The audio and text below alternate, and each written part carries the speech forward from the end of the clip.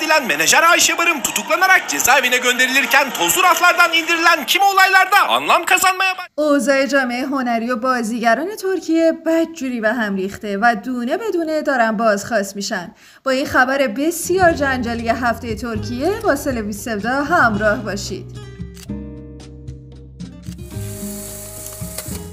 اگر خاطرتون باشه در ارتباط با جنجال و فساد بزرگ شرکت فیلمسازی آیدی قبلا براش ویدیوی مفصلی ساختیم. مالک این شرکت زنی به اسم عایشه بارم هست که در واقع اکثر بازیگران مطرح ترکیه رو ایشون مطرح کرده. به عبارت ساده تر جریاناتی اتفاق افتاده که پته ها روی آب ریخته و مشخص شد چند تن از بازیگران مطرح ترکیه از طریق این شرکت و پارتی بازی های عایشه بارم و مافیایی که داره به نون و نوای حسابی رسیدن. مثلا یکیش رسوایی بود که برای سرنا سارکایا اتفاق افتاده افشا شد که رابطش با دوست پسرش صرفا یک حرکت تبلیغاتی بوده برای جلب توجه و یک سری منافع مالی خیلی بزرگ. البته سرنا در دادگاه از خودش دفاع کرد و هنوز مشخص نیست که قضیه از صحت داشته یا نه. ولی گر نباشد چیزکی مردم نگویند چیزها.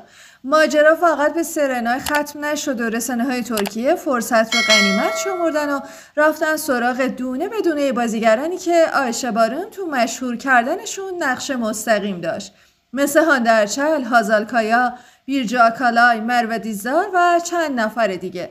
جامعه هنری، سینما، تلویزیون ترکیه حسابی به هم ریخته و خیلی از بازیگران در حمایت از این پویش پست‌هایی منتشر کردن و گفتن بله سال هاست که مافیای عایشه بارم اجازه نمیده بقیه بازیگران خودی نشون بدن و تو پروژه های خوب نقش بگیرن. اگر فکر کردین این ماجراها به همین اعتراضات ختم شد کاملا در اشتباهین. جریان اتهامات عایشه بارم هی داره پیچیده‌تر و دارکتر میشه.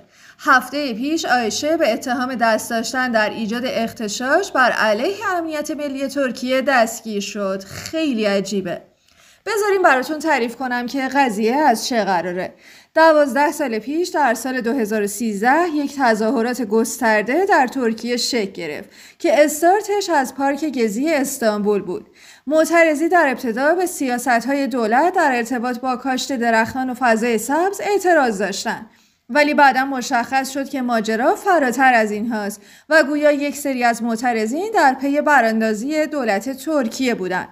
حالا حدس بزنید چه کسی جزء ردیف اول متهمان هست؟ بله، عایشه بارم. تصاویر عایشه بارم تو این تظاهرات موجوده و دولت مدعی شده عایشه علاوه بر حضور خودش بازیگرانی که عضو آژانس فیلمسازی اون هستن رو هم تحریک کرده که وارد این ماجرا بشن. خلاصه که پرونده عایشه حسابی سنگین شده و الان یه جورایی اتهاماتش سیاسی هم هست. البته خیلی جالبه که بدونید مردم ترکیه یک صدا از این قضیه حمایت کردن و میگن عایشه و بقیه بازیگرانی که تو اغتشاشات سال 2013 نقش داشتن باید محاکمه بشن.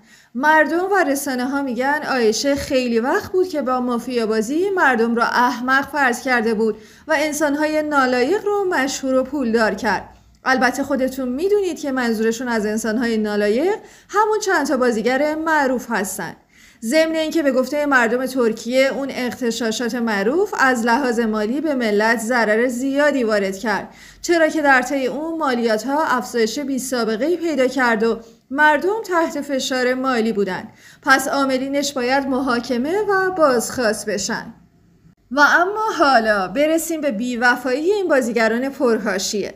در پی دستگیری عایشه بارم همین بازیگرانی که به گفته رسانه ها صدقه سری عایشه این چنین پولدار و معروف شدن در طی یک اقدام بسیار عجیب استوری هایی رو مثلا در حمایت از عایشه منتشر کردن که به قول مردم ترکیه و رسانه ها اگر منتشر نمی کردن بهتر و سنگین تر بود، چرا که اکثرشون فقط به گذاشتن یک قلب سفید یا جملات نامفهومی مثل عایشه من 3 نقطه یا مغزم دیگه نمیکشه بسنده کردن، بدون اینکه حتی به خودشون زحمت بدن در دفاع از عایشه توضیحات کاملی بدن و تلاش بیشتری برای حمایت از اون بکنن. فضای مجازی ترکیه پر شده از این بحث که بازیگرانی که عایشه سالها براشون تلاش کرد و اونها رو به جاهای خوبی رسوند الان از ترسشون سکوت کردن و به عایشه پشت کردن که مبادا ثروتی که اندوختن برباد بره و دولت بخواد بازخواستشون بکنه. جالبه که بدونید یکی از سوگلی‌های عایشه بارم یعنی هانده ارچل طولانی ترین اظهار نظر و اظهار تأسفی که در ارتباط با اتهامات عایشه بارم کرده اینه که در پاسخ به سوال خبرنگاران در فرودگاه گفت ای کاش همه عایشه بارم رو جوری که ما میشناسیم بشناسن تا بدونن عایشه چه قلب رئوفی داره و نمیتونه مرتکب این خطاها شده باشه. یه مطلب خیلی جالب که در طی اتهامات عایشه مطرح شده در ارتباط با مروه دیزدار هست. مروه دیزدار بازیگر معروف ترکی و عضو آژانس فیلمسازی عایشه سال 2023 به خاطر فیلم بر فراز علفزارهای خشک جایزه بهترین بازیگر زن رو تو جشنواره کن از آن خودش کرد. ولی در کمال تعجب این اتفاق به جای اینکه باعث خوشحالی و افتخار مردم و رسانه‌های ترکیه بشه باعث ناراحتی و خشم همگان شد. چرا؟ به این علت که مروه دیزدار بعد از دریافت جایزه‌اش گویا در سخنرانی که انجام داده یه جورایی از دولت ترکیه انتقاد کرده و کلاً وجهه بین‌المللی ترکیه رو خدشه‌دار کرده. این اتفاق باعث خشم مردم و رسانه‌ها شد و گفتن به جای تشکر از کشورش آبروی ما رو تو سطح بین‌المللی برد. و حالا که اتهامات عایشه بارم پشت سر هم ردیف شده این مورد رو هم بهش اضافه کردن که عقل کل این اتفاق و سخنرانی مروه دیزدار عایشه بارم بوده و مروه جملاتی که عایشه بهش یاد داده بوده رو اونجا بر زبان آورده. خلاصه که اوضاع حسابی به هم ریخته و مشخصه که این جریانات سر درازی داره. البته نمیشه به این راحتی نتیجه گیری کرد و کسی رو گناهکار دونست، ولی شما نظرتون رو بنویسید که منتظریم. متشکرم که مثل همیشه همراه هستید. مراقب خودتون bashid. Xodafez. Konuşmanın mimar olduğu iddia edildi. Merve Dizdar'ın Türkiye'yi karalayan konuşması yeniden gündeme geldi. Uluslararası arenada ülkesini karalamayı adet edinen...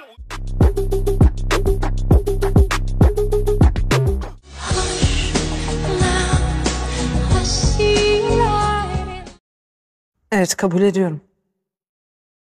Suçumu itiraf ediyorum. Arabia. This is Sunday.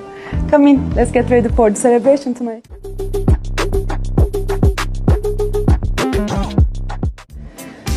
I usually do my makeup by myself and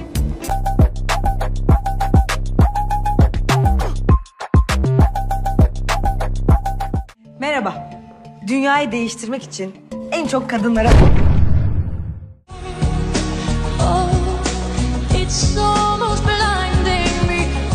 I'm really fast.